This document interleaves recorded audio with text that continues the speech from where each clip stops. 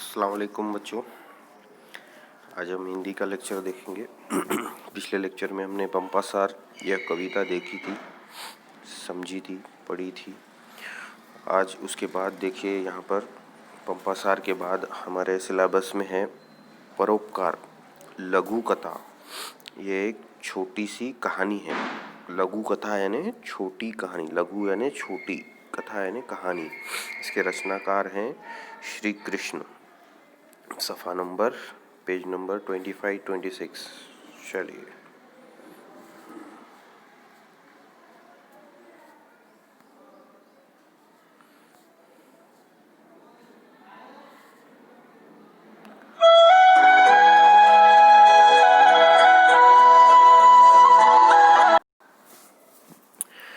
देखिए परोपकार, ये एक छोटी कथा है, कहानी है। इसके रचनाकार यानी लेखक हैं इस कहानी के श्री कृष्ण। श्री कृष्ण जी के बारे में यहाँ पर थोड़ा सा परिचय दिया गया है। परिचय यानी उनके मुतालिक मालूमात, उनके बारे में। देखो परिचय। श्री कृष्ण जी अपनी कहानियों एवं लघु कथाओं के लिए प्रसिद्ध हैं। आपकी कहानियाँ एवं अन्य रचनाएं विभिन्न पत्र पत्रिकाओं में सतत छपती रहती हैं।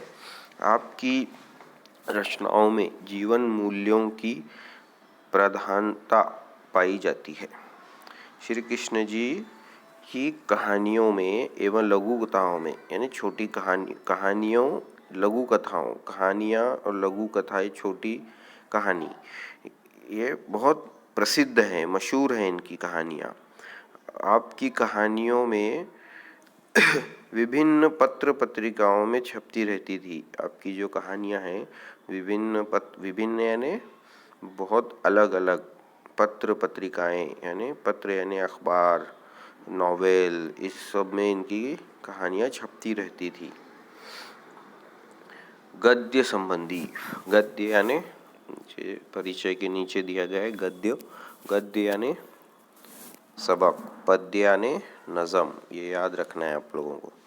गद्य संबंधी यानी इस सबक में क्या है, इसका निचोड़ 4 लाइनों में यहाँ पे दिया गया है, ताकि तुम ये देखने से हमको कहानी में क्या है ये समझ में आएगा। यहाँ दी गई लघु कथा में लेखक श्री कृष्ण जी का कहना है कि व्यक्ति को प्रेम एवं आदर शारीरिक सुंदरता के कारण नहीं बल्कि उसके सद्गुणों के कारण प्राप्त होता है। इस कहानी में लेखक कहता है कि आदमी को, इंसान को जो है इज्जत जो है उसके जिस्मानी खूबसूरती से नहीं बल्कि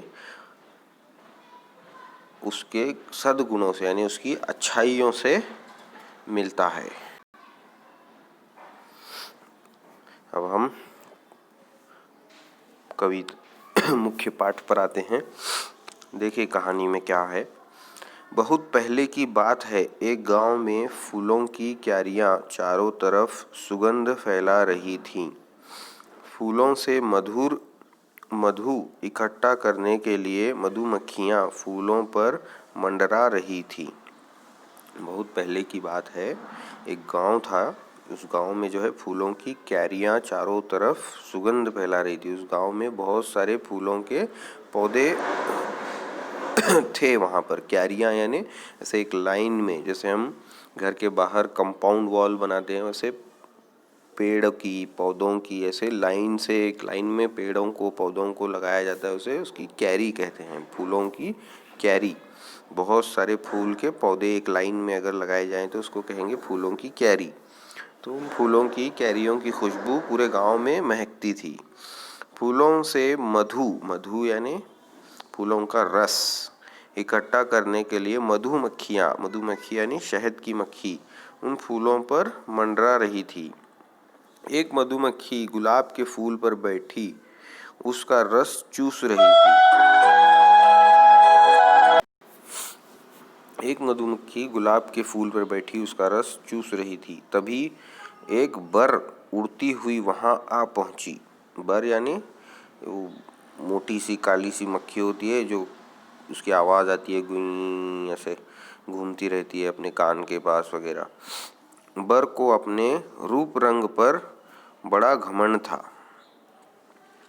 वहाँ मधुमक्खी को देखकर जल भुन गई।